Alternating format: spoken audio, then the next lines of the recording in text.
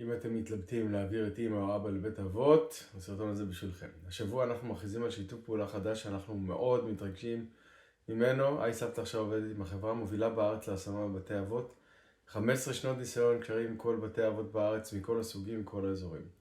ויש פה כמה דברים חשובים שתדעו. דבר ראשון, השירות הזה הוא לגמרי ללא תשלום. אתם לא משלמים שום דבר. שני, זה אפשרי גם במימון המדינה. כלומר, גם מי שחושב שזה לא בשבילו מבחינה כלכלית, שווה לבדוק. שלישי, אתם לא צריכים לעשות את זה לבד. יש אנשי מקצוע שמכירים את כל המוסדות מבפנים, יודעים מה השאלות לשאול ויכולים לחסור לכם המון זמן, אנרגיה וטעויות. יודע זה לא החלטה קלה, לפעמים זה הצעד הנכון, לפעמים רק לבדוק את האפשרות, עוזר לשים את הדברים בפרופורציות. אם זה רלוונטי לגביכם, כתבו בתגובות בית אבות ונחזור אליכם עם קשר לאותה חברה נהדרת שתוכל לעזור לכם בסיפור הזה. שהרבה בהצלחה.